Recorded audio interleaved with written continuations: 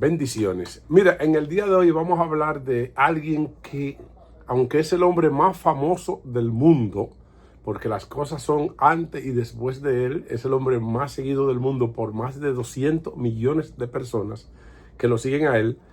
Hoy no vamos a hablar de Dios ni de la divinidad. Hoy no vamos a hablar, porque la Biblia dice que Dios, Jesús, era 100% hombre y 100% Dios. Hoy vamos a hablar solamente del 100% hombre, del Hijo de María. Hoy vamos a hablar de Jesús hombre, no Jesús Dios. La historia que vamos a contar hoy, usted quizás no la haya escuchado en ninguna parte, porque hoy no vamos a hablar de su divinidad, hoy no vamos a hablar de sus milagros como Dios. Sí, probablemente toquemos el tema de los milagros, pero no es el tema, no es el punto a tocar, sino que lo que vamos a hacer es una historia. Vamos a contar la historia de cómo Jesús vivió su vida siendo hombre y cómo trascendió después de haber resucitado los tiempos y cómo, qué relación, sobre todo qué relación para los dominicanos, y esto es algo que yo vengo diciendo y no me están haciendo caso, qué vínculo tuvo Jesús con la República Dominicana, porque en aquel tiempo en que el Galileo vivió en el mundo, bueno, pues no existía el nuevo continente, pero hay una palabra que Jesús dijo, que el evangelio será predicado, eso lo dijo Jesús hombre, el evangelio será predicado en todo el mundo, entonces vendrá el fin, dando señal de que habrían otros continentes que había que descubrir, pero nadie sabía tampoco que esos continentes que había que descubrir, bueno, pues estarían involucrados con lo que es el fin de la humanidad. Jesús de Nazaret nació en Belén, pero se crió en Nazaret. ¿Qué era Nazaret? Para que pongamos en contexto un poquito al Jesús hombre, al Galileo, al campesino, porque hoy vamos a hablar del campesino, hoy no vamos a hablar de la divinidad, vamos a hablar del campesino que se crió en un campo de allí, que estaba situado al norte de Judea, al norte de Israel. Nazaret era un pueblo que estaba ubicado dentro de una ciudad que se llamaba Galilea, por eso era Galileo, porque la ciudad era Galilea y la ciudad comprendía muchas pequeñas, eran como ensanches, era como ensanche porque estaban cerca. Ahí estaba Cafarnaúm, estaba Magdala, estaba Tiberíades y estaba Canaán de Galilea, que fue donde se produjo el primer milagro. Esto estaba al norte de Israel, al norte de Judea, que era como se llamaba en el tiempo de Jesús, pero estaba totalmente fuera. Recordemos que en una parte dice, porque ni siquiera voy a mencionar la Biblia, sino voy a mencionar la historia. Recordemos que en alguna parte dice que él venía de Galilea para Judea y que le era necesario pasar por Samaria. O sea, ¿qué significa? Que estaba al norte de Judea, al norte de Israel, que por ahí también estaba Samaria, pero estaba más allá. Cuando tú venías de Galilea, bueno, pues tú tenías que necesariamente pasar por Samaria. Pues Jesús, el campesino, o sea, vamos a poner en contexto. Era un campesino de un pueblo, de una ciudad que no era la capital, porque la capital era Jerusalén. La capital de Israel era Jerusalén y después estaban todos los otros pueblos de Israel. Y Galilea estaba al norte de Jerusalén. Entonces Nazaret era un pueblo que estaba en un campo de Galilea. O sea, era un campesino. Entonces este campesino que sale de allá, en aquel tiempo le averiguaban la vida a la gente. Si tú te querías ser el importante y si tú querías, bueno, pues te comenzaban a averiguar la vida y decían, él es hijo de fulano, y en aquel tiempo se conocía a todo el mundo. Entonces, cuando Jesús aparece por primera vez en el escenario, que hace presencia en el escenario, que se junta que tiene discípulos, que comienza a juntar sus discípulos, y aparece como por primera vez como un profeta. Hoy vamos a hablar solamente del hombre, de Cristo hombre. No vamos a hablar de la divinidad, vuelvo y digo. Cuando aparece como profeta, comienzan los sectores poderosos, comienzan a averiguarle la vida. Pero vamos a poner en contexto cómo era el sistema político, económico y social de Israel y Jerusalén en el tiempo de Jesús, para que nos vayamos entendiendo. Jerusalén estaba en los tiempos del Imperio Romano que comandaba, pero Jerusalén era una ciudad que venía poblada desde que los judíos, desde que los israelitas salieron de Egipto y poblaron esa población de Canaán, que fue una población que ellos estaban antes de llegar ahí a Canaán. Recordemos que Jacob, antes de ir a Egipto, vivía en Canaán, pero en ese tiempo todavía no era la tierra prometida. Bueno, pues cuando Josué se instala ahí, que entran a Jericó, que está cerquita, Jericó es parte prácticamente de Israel. Lo que pasa es que está fuera, Jericó está fuera de Israel, es una ciudad que está fuera de Israel. Entonces, Israel es una ciudad, los israelitas tienen un rey por primera vez. Los israelitas tenían jueces, eran mandados por jueces en su primer tiempo. Cuando Josué instala a los israelitas ahí en esa tierra de Israel.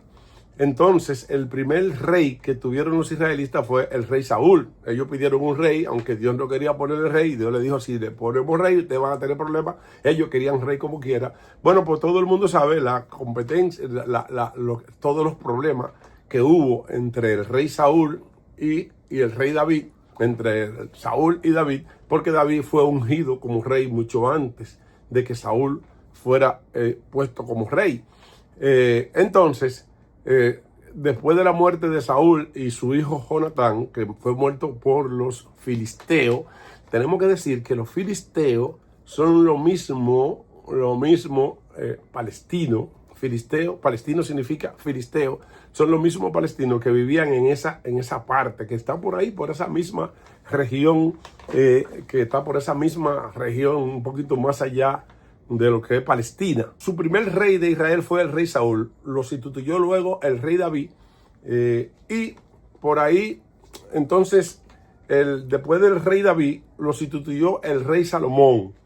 ¿Qué sucede? Que el rey Salomón pecó y no se llevó de Dios, aunque no estamos tratando la parte divina hoy, sino la parte de hombre. Bueno, pues el rey Salomón, todo el mundo sabe que fue un rey, uno de los reyes más poderosos del mundo, que tuvo 1000 mujeres, 700 esposas y 300 queridas. Bueno, y pecó contra Dios, y entonces que le cayó una maldición de que el reino iba a ser dividido, pero no en su reinado, sino en el reinado de su hijo Joroboam. Bueno, entonces muere el rey Salomón y lo sustituye Joroboam, su hijo, en el reino, pero viene una guerra y el reino de Israel es dividido en dos, en el reino del norte y el reino del sur. El reino del sur era el reino de Jerusalén, y el reino del norte es el reino de donde está Galilea, que es donde Cristo nació. Entonces, cuando se divide estos reinos en dos, en el año 800 aproximadamente, antes de Cristo, es que se divide el reino en dos, en el reino del norte y el reino del sur. El reino del norte, que era el reino de Israel, que fue el que desapareció, que es el Israel espiritual, que le llaman el Israel espiritual, que es el que no aparece, porque el Israel de la carne está ahí, que es los judíos, que son los judíos que están situados ahí, y de ese vamos a hablar un poquito más tarde. Entonces, el reino de Israel se divide en el reino del norte y el reino del sur, pero el reino de Israel desaparece porque los asirios... El reino de Israel, para que vayamos entendiendo, fue donde vivió Elías, aquel famoso, el profeta Elías, que se enfrentó acá, que declaró una sequía sobre el reino de Israel, y la sequía fue extrapolada a todo el mundo. Bueno, pues ese donde apareció Elías, vivía Jezabel, vivía Eliseo. Ese era el reino de Israel, que en el año 800 aproximadamente fue sacado de Samaria, de su tierra, y fueron sacados todos de su tierra y esparcidos por Babilonia, por Asiria, por todo el mundo, y por Safaria, un lugar que estaba en España, y de ahí que vienen los sefardíes de hoy en día, y que fueron los que en el año 1492 se trasladaron a América, y muchos están aquí. Por eso decimos que nosotros no hemos tocado parte de lo que es de lo que es el reino de Israel. Entonces, desaparecido el reino de Israel, solamente queda el reino de Judá. Y entonces ahora el reino de Judá es llevado después, años después, es llevado cautivo a Babilonia. Escuche bien, el reino de Israel desaparece por completo y posteriormente el reino de Judá, que es el reino de los judíos, que todavía no se llamaban judíos, porque son judíos a partir de que ellos van a Babilonia y de ahí es que vienen con el nombre de judío, y además se le llamaba judío porque era el reino de Judá, que estaba compuesto por dos tribus, por la tribu de Benjamín y por la tribu de Judá. El reino de Israel estaba compuesto por las 10 tribus, por las otras, que eran 12 tribus, las otras 12 tribus, que no eran ni Benjamín ni Judá, era lo que componía el reino de Israel. Bueno, pues entonces, en el año 587 antes de Cristo, los ejércitos del imperio babilónico, comandado por Nabucodonosor, penetran a Jerusalén y destruyen prácticamente todo, queman el templo, queman todo, y entonces ahí es que el pueblo de Israel es llevado cautivo a Babilonia, y allí es donde aparece el profeta Daniel, que fue gobernador de la provincia de Babilonia. O sea, el profeta Daniel nunca vivió en Jerusalén, nunca vivió en Samaria, sino que vivió en Babilonia, porque vivió el profeta Daniel en los tiempos en que era el exilio de los judíos en Babilonia. También Ezequiel fue otro que vivió dentro de un exilio en Babilonia. Ezequiel y otros profetas más, que después hablaremos de eso. Entonces, 70 años duró el exilio y allí fueron donde se le establecieron todas las profecías, y en el pueblo de Babilonia, para que ustedes entiendan qué relación, cómo Cristo, cómo el Señor, bueno, pues no tiene discriminación a la hora de dar una profecía, porque le da una profecía sobre el fin del mundo, que fue la profecía de la adivinación del sueño a Nabucodonosor. Le da una profecía sobre el fin del mundo a Daniel, y se la da nada más y nada menos que en Babilonia. No se la da en Jerusalén, que es el pueblo, el gran pueblo y la gran ciudad de Dios.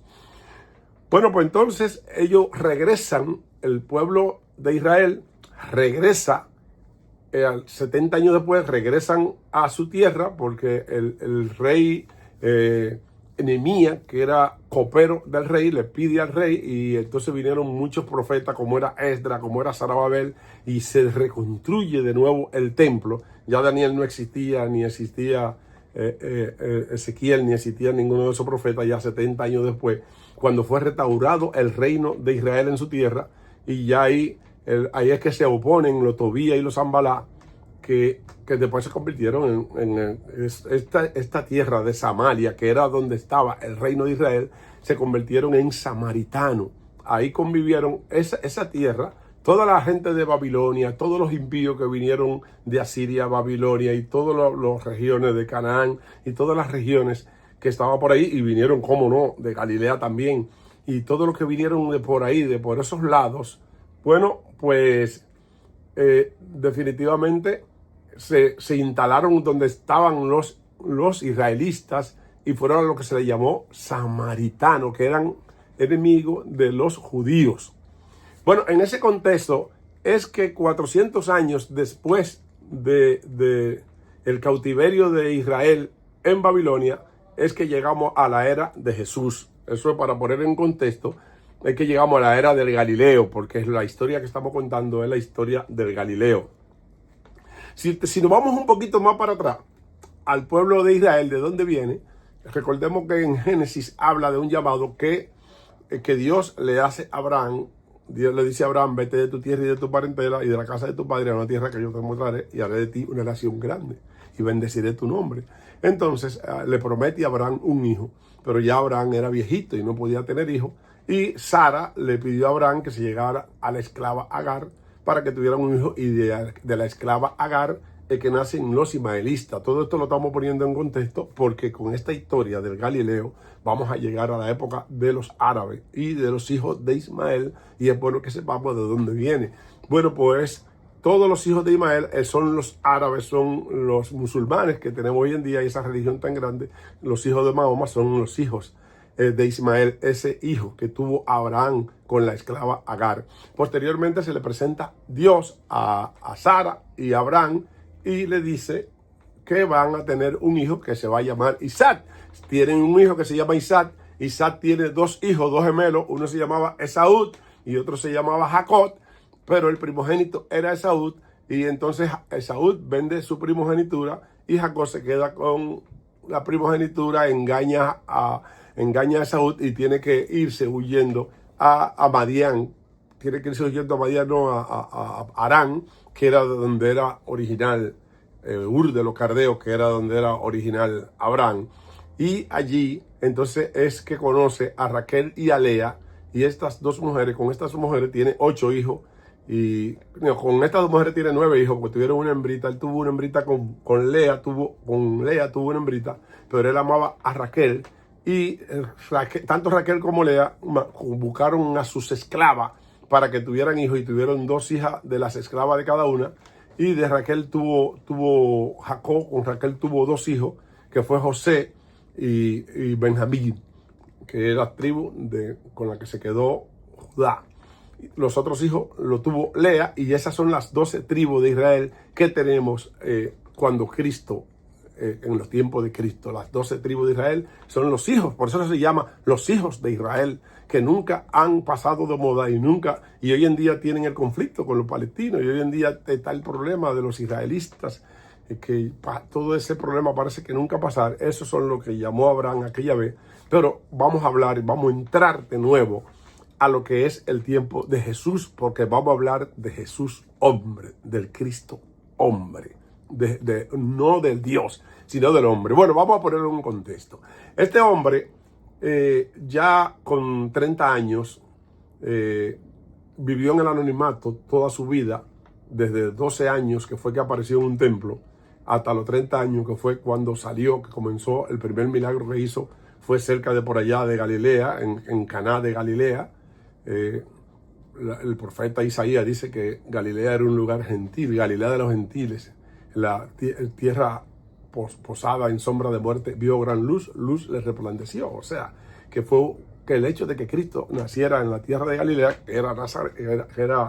que habitara, porque él nació en Belén, ¿no? Belén no pertenecía a Galilea.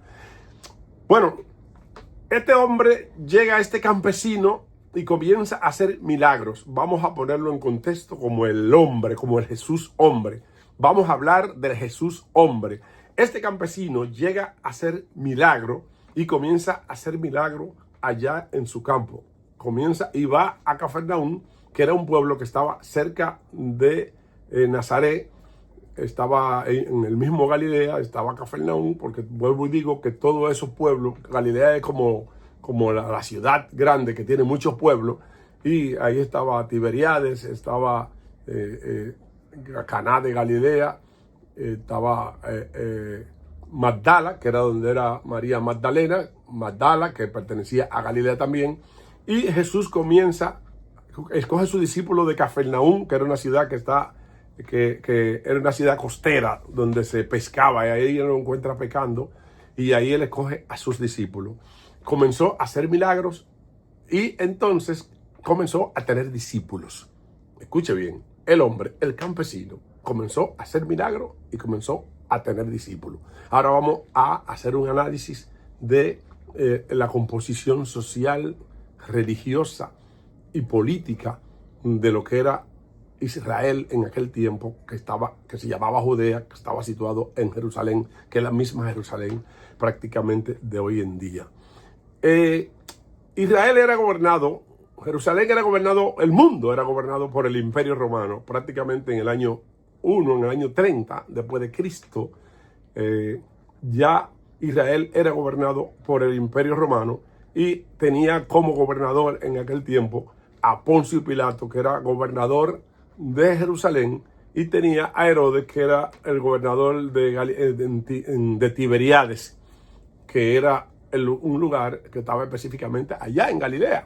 Por eso que Poncio Pilato dice, no, pero si él es Galileo, él le corresponde a la jurisdicción de Herodes. Bueno, el hombre comienza a hacer milagros y comienza a tener discípulos. ¿Qué sucede? Vamos a hablar de la composición política, social y económica de lo que era Israel. Pero el gobernador de Jerusalén era Poncio Pilato, el gobernador puesto por el César. Era el gobernador político.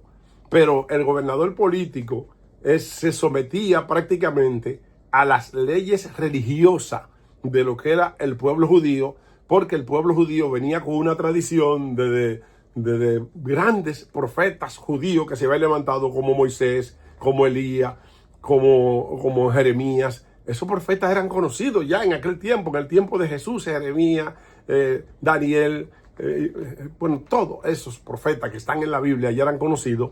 Por ende, el Imperio Romano y su gobernador, Poncio Pilato, respetaban las decisiones políticas que tomaban lo que dirigían el templo de Jerusalén, que estaba compuesto por el sumo sacerdote Caifás y el ayudante del sumo sacerdote Anás.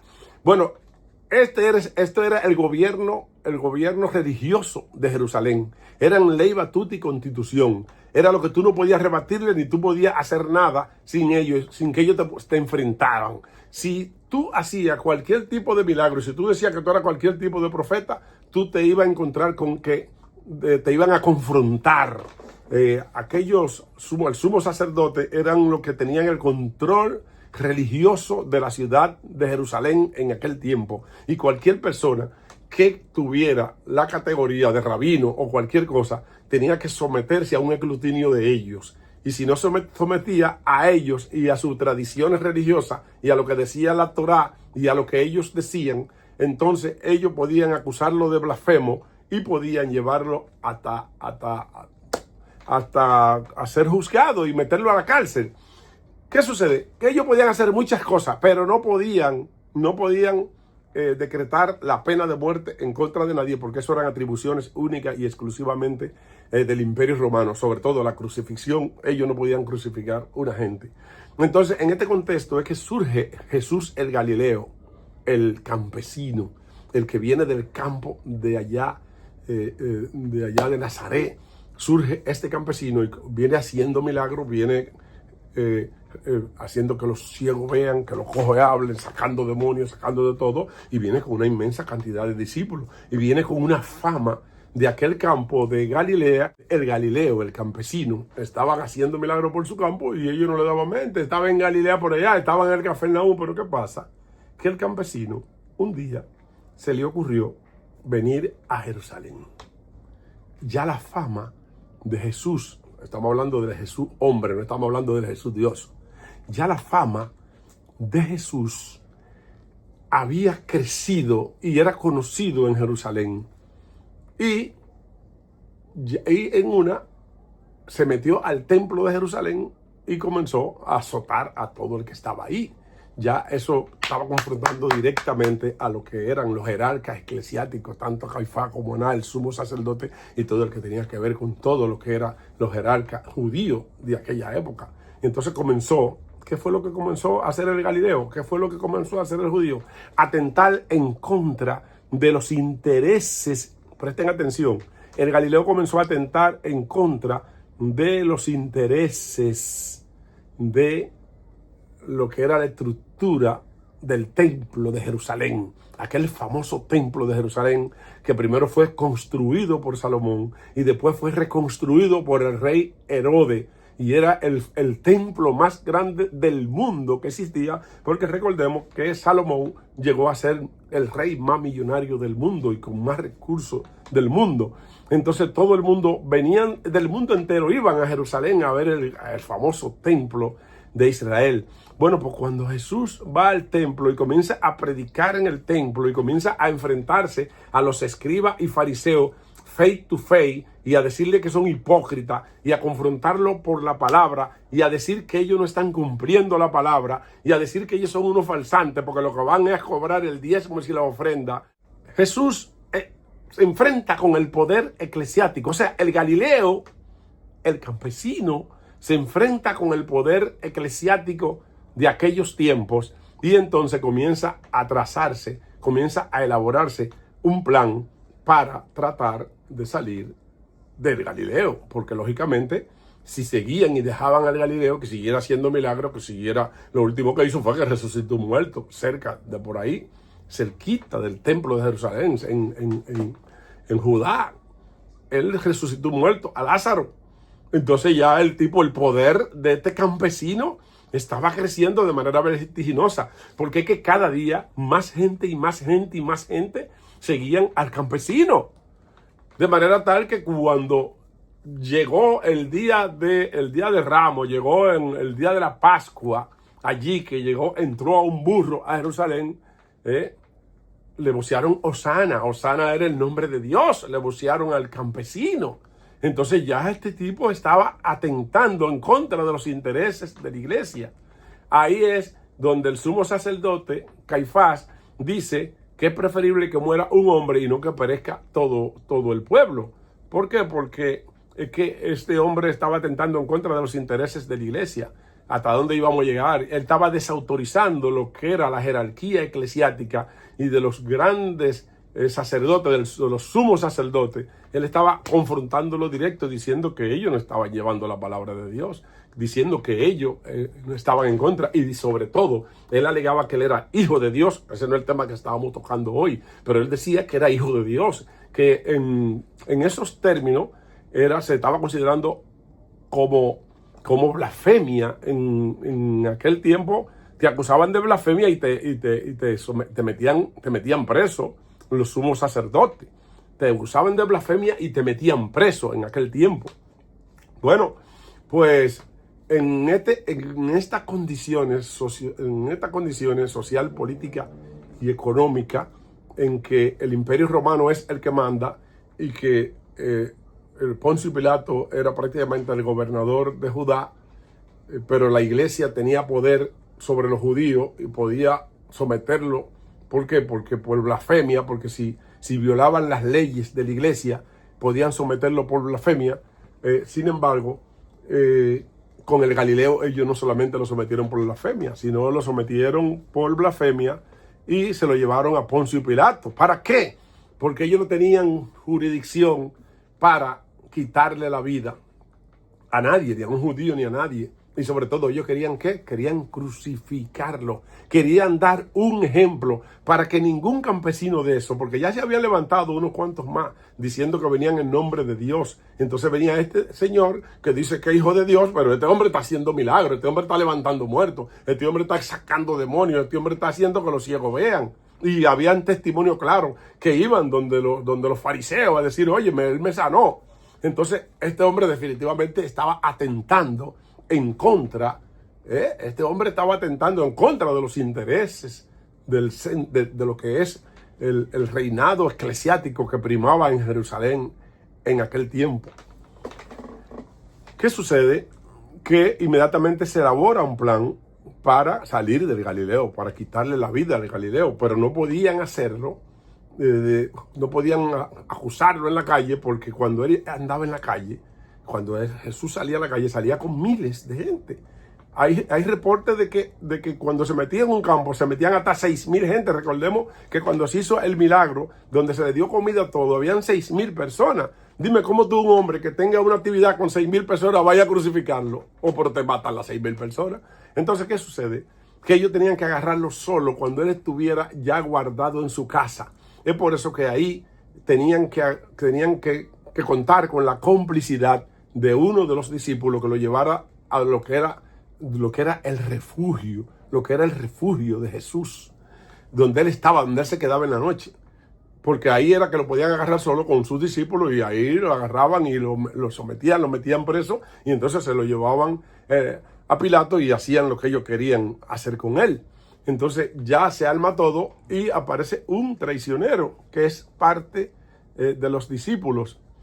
Aparece un traicionero que es parte de los discípulos, que es Judas, que se presta, a pesar de que Judas era la persona que tenía a cargo la finanza del ministerio de Jesús. Escuche bien, Judas pues, estaba robándole a Jesús y quería seguir robando por otro lado, porque donde quiera hay gente mala. Hay muchísimas teorías con relación a esto, de que él fue escogido para eso. Yo no creo que un hombre tenga que cogerse un hombre para que sea malo. Los hombres somos malos por naturaleza. No hay que hacer un casting para escoger un Judas. Los Judas aparecen en toda la esquina. Y solamente hay que darle rienda suelta a su imaginación. Y ya tú eres un Judas. A Judas le ofrecieron 30 monedas de plata para que entregara al Galileo, para que entregara al campesino. Y entonces en esas condiciones es que el campesino Judas lleva al sumo sacerdote y a los guardias, porque los sumos sacerdotes tenían una guardia que les servía a ellos, y agarraban a los blasfemos y agarraban a todo el que no se sometía al sistema eclesiástico, porque que Jerusalén tenía un respeto que viene desde los profetas, y todavía en ese tiempo de Jesús, bueno, pues existía aquel respeto al templo y la honra de parte del Imperio Romano al templo y a sus sumos sacerdotes y a todo. Porque si esta gente se rebelaban, había que ya, esta gente eran radicales, los judíos siempre han sido radicales. Mira cómo se ponen, le mataron 1000 y ellos van por 100,000 y pico. Ellos no son fáciles. Eso mismo era el Israel de aquel tiempo. Desde que comenzó Israel ha sido así. Lo primero que sucedió, el primer conflicto de Israel fue que le violaron a la hermanita y ellos mataron a toda la gente de Siquén. O sea, le violaron a una hermana y mataron todo un pueblo. Bueno, por eso le dice a ustedes que los israelitas son vengativos, tanto lo de la Biblia como lo que están ahora en Jerusalén. ¿Qué sucede? Que van y buscan a Jesús. Aquí es que está lo que ustedes conocen como a quien buscáis, a Jesús de Nazaret, y en estas condiciones que es que agarran al Galileo, al campesino. Los discípulos, hay que decir que Judas va y entrega al Galileo, al campesino, que era el rabino, era el que estaba, el maestro de todos ellos, y los discípulos, todos se mandan los discípulos, todo, hasta Pedro, pero Pedro siguió de cerca, y por eso que Pedro es el único que lo niega. Pedro se va caminando cerca de cuando lo llevan, comienzan a darle latigazos de una vez y a acusarlo de blasfemia y a darle golpe y a taparle. Desde por ahí comenzaron a todo, y se lo llevaron a Poncio Pilato. Cuando lo llevaron a Poncio Pilato dijo, pero ven acá, es que este hombre no ha cometido ningún delito, eso es un problema de usted y la iglesia, es un conflicto de intereses que hay con la iglesia, no le corresponde al gobernador de Judá, era como se llamaba Poncio Pilato, juzgar a un hombre y menos crucificarlo porque tenga un conflicto de intereses con la iglesia.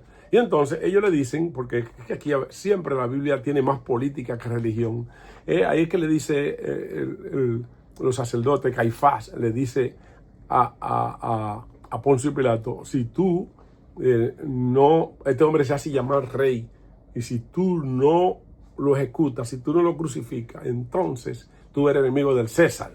¿Qué pasa? Le iban a escribir una carta al César ahí mismo con un hombre que se hacía pasar por rey. Entonces César, bueno, por rey nada más el César, y un hombre que se hace pasar por rey, y por si Pilato no lo crucificó, pues bien enemigo. Entonces, bajo estas condiciones, es que se lo entregan a Poncio Pilato, y los guardias romanos son los que comienzan a darle latigazo al campesino. Comienzan a darle latigazo al campesino y lo llevan al que una vez fue un profeta, que una vez fue que tenía discípulos y ya no andaba sin nadie, porque el último discípulo que le quedaba era Pedro, y lo negó. Pedro lo negó de manera espectacular. No quiero hablar de cómo Pedro negó, porque no voy a hablar de Cristo Dios, sino estamos hablando del Cristo hombre. Bueno, pues los judíos, Poncio Pilato se lava la mano. Escuche bien, que esto es muy importante. Estamos hablando del Cristo hombre. Poncio Pilato se lava las manos y dice, yo no soy culpable de la sangre de este justo. Eso es lo que Poncio Pilato, eso es lo que dice, eso es lo que conocemos. La historia que cuentan los evangelios, aunque estamos sacando de los evangelios la parte humana de Jesús. Yo no soy culpable de la sangre de este hombre. Y ahí es que los judíos dicen que su sangre caiga sobre nosotros y sobre nuestros hijos. Y vamos a seguir hablando de Jesús. Vamos a seguir hablando de Jesús. Porque vamos a hacer una segunda parte del video. Ellos crucifican a Jesús y Jesús muere en la cruz, dándole latigazos, le dan vinagre y lo crucifican y lo maltratan. Y Jesús muere en la cruz. En el próximo video que viene vamos a hablar de Jesús hombre, y que cómo Jesús, después que resucitó, bueno, pues siguió aún siendo hombre, incidiendo en muchas personas, en muchos hombres, como fue Saulo de Tarso, que fue de lo que persiguió a Jesús, incidió en lo que era Constantino, que declaró el cristianismo religión oficial del imperio, e incidió sobre una iglesia que lo mantuvo vivo por encima de los judíos, porque los judíos desaparecieron, pero el cristianismo seguía existiendo durante 2000 años. para que ustedes vean la grandeza de Jesús. Si Jesús no existiera, si el Galileo no existiera, escuche bien, porque estoy dando la primera parte, el final de la primera parte. Si el campesino no existiera, o sea, vamos a descartar de que el campesino no exista. Si Jesús no existiera, entonces, ¿qué hubiera sucedido con los judíos? Que fuera un pueblo anónimo. ¿Por qué los judíos fueran un pueblo anónimo? Ya, porque estamos en la parte final del primer video. Bueno, porque nadie conociera a Abraham, nadie conociera a Isaac, nadie conociera a Jacob. ¿Por qué? Porque si hay una cosa por la que se conoce el Viejo Testamento, si se conoce a Adán y Eva, se conoce Génesis, se conocen todos los libros de la Biblia, se conocen por Jesús. Porque la Iglesia Católica, lamentablemente tengo que decirlo, fue la iglesia que promovió, que hizo una Biblia, que se tradujo al latín. Y esa Biblia se mantuvo hasta el año 1500, hasta que fue traducida a lengua vernácula. Y a través de esa Biblia que se distribuyó por el mundo entero, es que comienzan a conocerse los patricios de Israel y los israelitas. Aún con la ausencia de Israel, que duró 2000 años, esto lo vamos a explicar después, la desaparición de Israel, que fue sacado en el año 70 después de Cristo, le cayó la maldición de que ellos dijeron, porque muchos judíos dicen que eso fue un plan para hacer una persecución judía. Bueno, lo que pasa es que eso se cumplió al pie de la letra en el año 70 después de Cristo. Llámese 35 años después de haber crucificado a Cristo, ¿no? Cristo murió en el 33, en el año 70, 37 años después de haber crucificado a Cristo. Entonces, se cumple literalmente la profecía. Dos profecías se cumplen. Se cumple no quedará piedra sobre piedra que no sea derribado, refiriéndose al templo de Jerusalén, y se cumple que su sangre caiga sobre nosotros, se cumple de manera literal en el año 70 después de Cristo. Pero lo que yo quiero decirles es que si descartáramos al campesino, si el campesino que salió en aquella época, no solamente que no existiera, sino que fuera un hombre común y corriente. Porque Gamaliel era un rabino muy famoso, dijo que dejaran de estar persiguiendo a los discípulos de Jesús. Porque si de verdad esto no tiene que ver nada con Dios, ya eso iba a diluirse en el tiempo y que jamás en la vida nadie iba a hablar de Cristo. Y lo menos que pensaban los judíos de aquel tiempo, los Caifás y los Anás, era que 2000 años después, hoy en día aquí, en el año 2025, en el nuevo mundo descubierto, en el nuevo mundo que ya no existía en aquel tiempo descubierto, iba a haber un hombre que iba a estar contando la historia del Galileo, la historia del campesino que se le sublevó a la iglesia y que comenzó a hacer milagros y que dijo que era hijo de Dios. Estamos hablando del Jesús hombre, no estamos hablando del Jesús Dios. Esta historia sobre el Jesús hombre, vamos a nutrirla y vamos a ver lo que nos falta, porque vamos a chequearla antes de tirar esto al aire. Porque para mí, aunque estamos hablando de Jesús hombre, es un nombre para mí muy sagrado. Bendiciones.